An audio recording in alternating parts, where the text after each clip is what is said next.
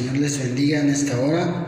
Vamos a dar inicio a este estudio, leyendo su palabra y esperando que Dios sea el que nos lleve con Él y que sepamos lo que Él quiere para nosotros. Vamos a empezar con este culto con el llamamiento a la oración.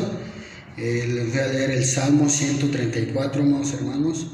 La palabra de nuestro Dios dice así: Mirad, bendecid a Jehová, vosotros todos los siervos de Jehová, los que en la casa de Jehová estáis por las noches. Alzad vuestras manos al santuario y bendecid a Jehová. Desde Sión te bendiga Jehová, el cual ha hecho los cielos y la tierra. Amén. Oremos a nuestro Dios ofreciendo este culto. Amado Padre Celestial, una vez más nos acercamos ante tu gracia. Gracias, amado, por tus bendiciones, porque has permitido este día, Señor. Te rogamos que todo lo que veamos y lo que aprendamos por medio de este tema, Señor, podamos aplicarlo a nuestras vidas, amado Dios, podamos entender lo que tú quieres para nosotros. Agrádate de las alabanzas, agrádate de los signos, Padre, y de todo lo que hagamos aquí, Señor. Te ofrecemos este culto, pues solo tú eres digno de él, Señor. Te damos gloria y te damos gracias en el glorioso nombre de Cristo Jesús. Amén. Buenas tardes, vamos a entonar el himno 688, el Salmo 100.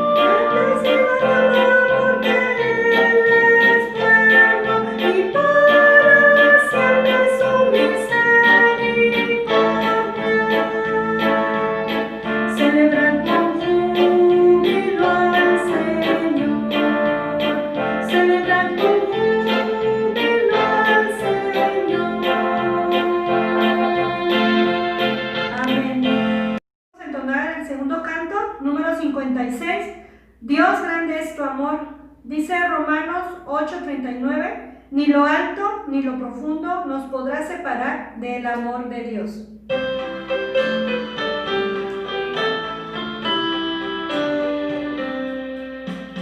Los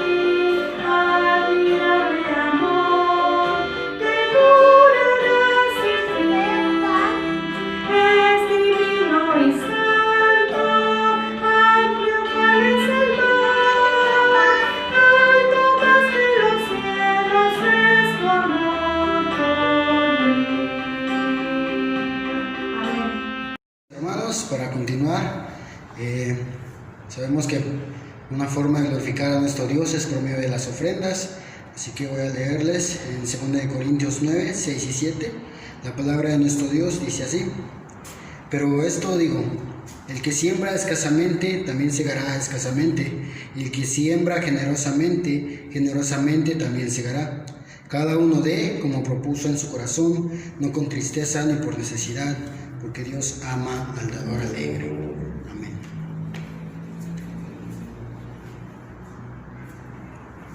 Así pues, oremos a nuestro Dios para que sea Él el que bendiga estas ofrendas. Dios eterno, agradecidos una vez más por estas bendiciones que has derramado, porque a pesar de la situación, Dios, nos has permitido buscar tu rostro por medio de esta plataforma, Señor, de YouTube, Dios. Te rogamos que podamos servirte más, amarte más en medio de esta situación. En esta hora te damos gracias por estas ofrendas que se han levantado. Te rogamos que sean bendecidas, que sean usadas para tu obra, y que podamos bendecir a aquellas personas que lo necesitan en medio de esta situación, en medio de esta pandemia, hermano. Bendice a cada hermano que puede dar en sus corazones. Guárdale y protégele, Señor. Te damos gracias y te damos gloria en Cristo Jesús. Amén. Buenas tardes, amados hermanos. Vamos a continuar en esta tarde nuestro estudio bíblico. Y les invito para ello a abrir nuestras Biblias en Efesios capítulo 4, versículos 30 al 32. Efesios 4, 30 al 32. Y dice de esta manera: y no contristéis al Espíritu Santo de Dios, con el cual fuisteis sellados para el día de la redención. Quítese de vosotros toda amargura, enojo, ira, gritería y maledicencia y toda malicia. Antes sed benignos unos con otros, misericordiosos, perdonándoos unos a otros, como Dios también os perdonó a vosotros en Cristo. Vamos a orar. Padre, te damos gracias en esta hora de la tarde, Señor. Gracias por la bendición de tener tu palabra, Señor, y en esta tarde poder aprender más de ti a través de ella, a través de tu palabra. Así que, Señor, gracias por la bendición de tu palabra en esta tarde, en el nombre de Jesús. Amén. Hemos estado hablando acerca de que todo lo que pasa en nuestras vidas nos ayuda bien, porque cuando estamos dentro del plan de Dios, cuando hemos sido predestinados, hemos sido llamados, hemos sido justificados, y al final somos y seremos glorificados al estar en la presencia de Dios. Pero pensar en esa parte, a veces es fácil decir a alguien que está atravesando una lucha, una prueba, decirle: oye, ánimo. La palabra de Dios que dice que a los que aman a Dios todo les ayuda bien, pero pasar el proceso es muy difícil. Estar en el proceso, estar en el sufrimiento, dentro del sufrimiento, es difícil entender lo que dice a veces la palabra, es difícil entender las promesas de Dios. Así que vamos a ver un tema acerca del sufrimiento. Ahora, ¿por qué es tan importante que el cristiano entienda el propósito del sufrimiento? Recordemos, a los que aman a Dios todo les ayuda bien, y estamos hablando cosas malas que vienen a nuestra vida, sufrimientos muy fuertes en nuestra vida, que a veces sentimos que no vamos a pasar o a salir de ello, una enfermedad, un problema, la pérdida de un ser querido, que sentimos que no lo vamos a superar, una enfermedad que sentimos que no vamos a pasar de ella, pero poder entender todo lo bueno ahí, cómo sacar todo lo bueno ahí, o pensar que alguien nos hizo algo. Normalmente cuando viene el sufrimiento, viene la prueba, es porque a veces alguien nos hizo algo, y a veces reaccionamos de una manera incorrecta. En vez de sacar la parte buena del sufrimiento, alguien nos ofendió, alguien nos hizo algo, empezamos a pelear, empezamos a enojarnos. En muchas ocasiones nos enojamos aún con Dios porque pasó algo que no habíamos programado. Y viene el dolor, viene el sufrimiento en nuestra vida, y empezamos a culpar aún a Dios, culpamos a los demás, empezamos a buscar culpables. Y poder entender que todo lo que pasa en nuestras vidas, Dios tiene un propósito y usa los medios, aún usa a las personas. Así que es importante entender acerca del sufrimiento, un principio acerca del sufrimiento. Así que si deseamos el poder de Cristo, debemos primeramente aceptar el sufrimiento. Dice el apóstol Pablo en Filipenses capítulo 3, verso 9 y 10. Dice así: y ser hallado en él, no teniendo mi propia justicia, que es por la ley, sino la que es por la fe de Cristo, la justicia que es de Dios por la fe. Dice, a fin de conocerle y el poder de su resurrección y la participación de sus padecimientos, llegando a ser, dice, semejante a él en su muerte. Si deseamos el poder del Señor, el poder de Cristo en nuestras vidas, necesitamos primeramente aceptar el sufrimiento. Si deseamos la gloria de Cristo, también debemos recibir el sufrimiento. Dice Pedro, 1 de Pedro 4, 12 y 13: amados, no os sorprendáis del fuego de la prueba, sino gozaos, dice, por cuanto sois participantes de los padecimientos de Cristo, para que también en la revelación de su gloria, dice, os gocéis con gran alegría. Y dice en 2 Timoteo capítulo 2, versos 11 y 12, 2 Timoteo 2, 11 y 12, dice así: palabra fiel es esta: si somos muertos con él, ¿qué dice? También viviremos con él. Si sufrimos, también reinaremos con él.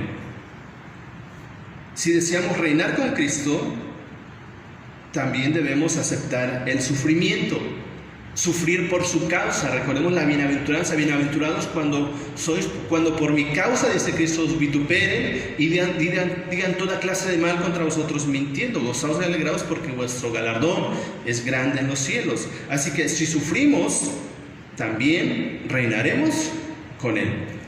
Pero dice, si le negaremos, él también nos negará. Así que estos son algunos de los propósitos del sufrimiento. La amargura es simplemente el resultado de no ver el sufrimiento desde la perspectiva de Dios. La amargura, podemos reaccionar de dos diferentes maneras cuando viene el sufrimiento, cuando estamos dentro de la lucha, dentro de la prueba. Podemos ver las cosas como las ve Dios y poder decir, Dios tiene un plan, un propósito para esto que me está sucediendo. Me despidieron del trabajo, Dios me va a dar, o tiene un plan más para mi vida. O podemos reaccionar y empezar a agarrar coraje o resentimiento hacia el patrón, nuestro jefe que nos despidió, o hacia X persona. Así que la falta de entendimiento del sufrimiento producirá amargura en lugar de perdón en nuestra vida, y entonces no se cumple el propósito de Dios, porque la amargura en nuestra vida va a traer problemas o consecuencias aún en nuestro cuerpo. Así que veamos la definición y consecuencia de la amargura. La amargura es un resentimiento arraigado, lo cual en realidad es odio hacia la otra persona.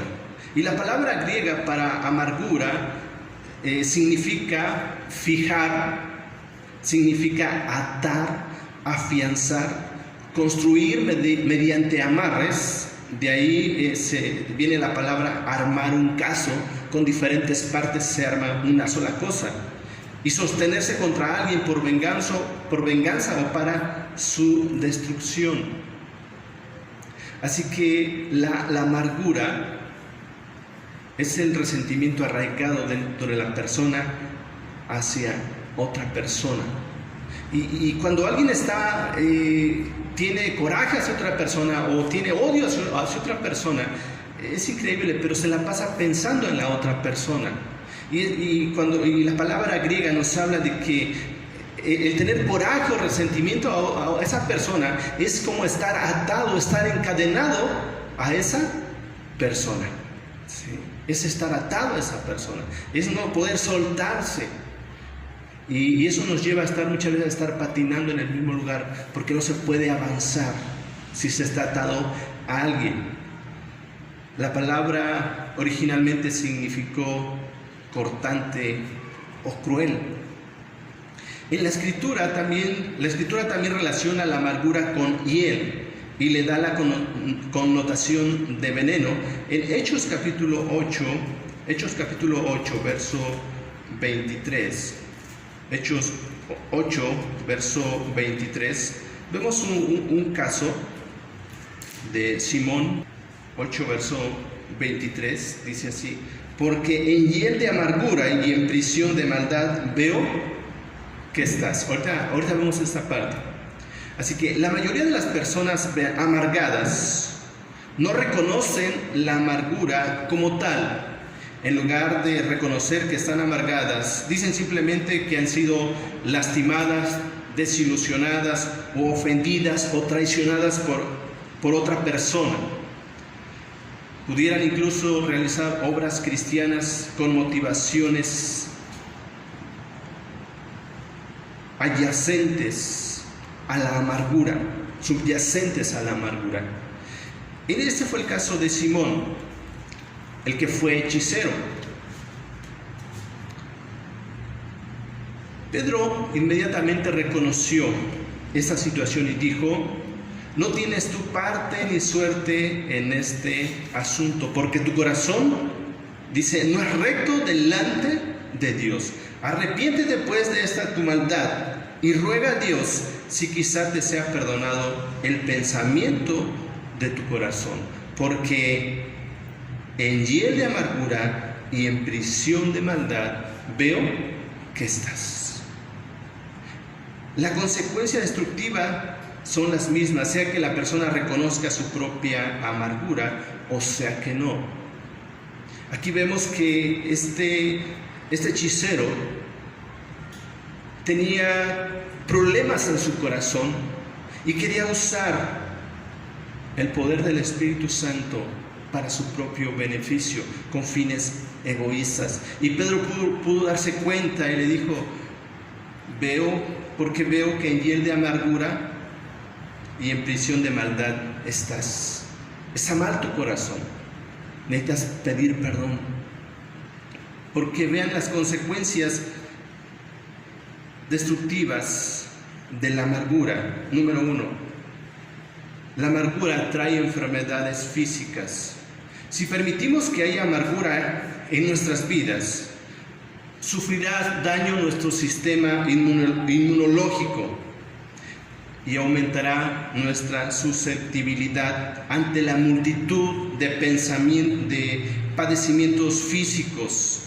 Frecuentemente los médicos relacionan los padecimientos al inicio de trastornos físicos serios con el tiempo en que se inició la amargura, porque la amargura daña nuestro sistema inmunológico y comienzan a manifestarse diferentes enfermedades. Por eso es importante entender el propósito del sufrimiento, sobre todo como cristianos, y no amargarse, ¿sí? No guardar rencor, resentimiento hacia las personas. Número 2, trastornos emocionales. La amargura ocasiona un agotamiento continuo de nuestra energía emocional. El resultado es una depresión destructiva. Además, la persona contra quien estamos amargados empieza a controlar nuestra vida, incluyendo nuestros pensamientos, nuestras metas y nuestras actitudes. El resultado de este control es que empezamos a parecernos a aquel contra quien estamos amargados. Porque nos pasamos el tiempo pensando en esa persona, en lo que hace, en cómo actúa, en lo que dice. Pensamos y nos enojamos, y eso nos hace después actuar de la misma manera. Y número 3, engaño y esclavitud espiritual. Es muy común que una persona amargada contra otra piense que ama a Dios y que todo está bien.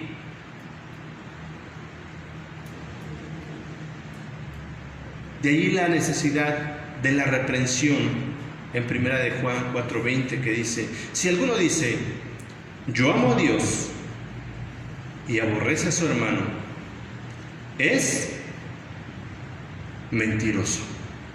Si alguno dice, yo amo a Dios, y aborrece a su hermano, es mentiroso. Pues el que no ama a su hermano, a quien ha visto, dice, ¿cómo puede amar a Dios a quien no ha visto? Así que la amargura afecta nuestra vida, nuestra relación aún con Dios. El Señor dice, el que ame a Dios, ame también a su hermano. El segundo gran mandamiento es, ama a tu prójimo como a ti mismo. La conclusión de este asunto se da en Efesios capítulo 4, versos 30 al 32, y dice, no contristéis al Espíritu Santo, con el cual fuisteis sellados para el día de la redención. Y cuando dentro del sufrimiento no entendemos el propósito de Dios, o lo entendemos mal, o agarramos las cosas, las situaciones personales, entonces nos amargamos. Algo que aprendió el apóstol Pablo, un principio en Gálatas 2:20 dice, con Cristo estoy juntamente crucificado, y ya no vivo yo, Cristo vive en mí. Y pensar en el apóstol Pablo, él tuvo muchas razones, pudo tener muchas razones para amargarse en la vida. En cada ciudad que iba a predicar, lo apedreaban, lo latigaban, lo encarcelaban, o sea, en cada lugar. Y pudo quedar amargado si no hubiera entendido el plan y el propósito de Dios, que para gozar de los beneficios de Cristo hay que sufrir también por Cristo. Así que dice, no contristéis al Espíritu Santo, no. Así que dice, quite de vosotros toda amargura, enojo, ira, gritería, maledicencia y toda malicia.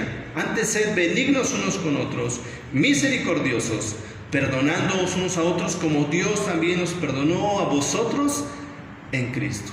Así que es importante, mis amados hermanos, que entendamos el propósito del sufrimiento. Recordemos, a los que aman a Dios, todas las cosas les ayudan a bien. Pero hay que entender el proceso. El proceso es duro, doloroso, pero si respondemos de la manera correcta, vamos a ir avanzando en nuestra vida, en los propósitos de Dios. Recordemos, el propósito de Dios es que seamos a la imagen de su Hijo, de Cristo. Lleguemos a la estatura del varón perfecto. Y vamos a estar viendo el siguiente miércoles 7 pasos para cambiar la amargura en perdón. 7 pasos para cambiar la amargura en perdón. Y vamos a estar viendo los siguientes miércoles esta parte. Así que necesitamos, como cristianos, entender cuál es el propósito de Dios dentro del sufrimiento. Entender esos propósitos, porque la falta de entendimiento del sufrimiento producirá amargura en lugar de perdón. Y eso, en vez de beneficiar nuestra vida, aún nuestra salud, nos va a afectar y nos va a dañar física, emocionalmente, espiritualmente. Así que vamos a orar, mis amados hermanos, vamos a orar, y que el Señor nos ayude a entender sus propósitos, o los propósitos que Él tiene para nuestras vidas, y sobre todo poder confiar en que Dios es bueno y sabe lo que hace. Vamos a orar. Padre, te damos gracias en esta hora de la tarde, Señor. Gracias por tu palabra. Señor, reconocemos que estar o sufrir, padecer nos cuesta y quisiéramos y queremos evitarlo, o muchas veces queremos culpar a otros de lo que nos pasa, y eso trae enojo, ira hacia a veces los que nos rodean. Y Señor, te pido que nos ayudes a entender los propósitos del sufrimiento y que podamos actuar de la manera correcta, Señor, en medio de todo ello. Ayúdanos, Padre, y gracias en esta hora por tu palabra, en el nombre de Jesús. Amén. Dale. Hermanos, como himno de respuesta al mensaje, vamos a entonar el 317, día en día.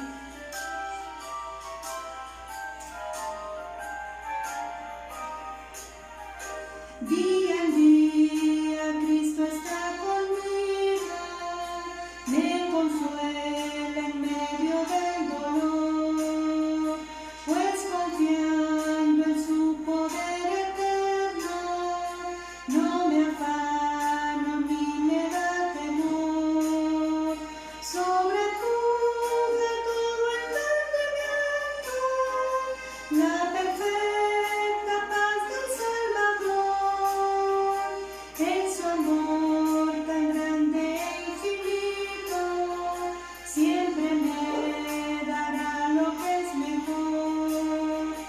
Día en día Cristo me acompaña y me brinda dulce comunión. Todos mis cuidados Él los lleva, a Él entrego mi alma y corazón. No hay medida del amor soberano, de mi bondadoso y fiel pastor. Él me suple lo que necesito, pues el pan de vida es mi Señor.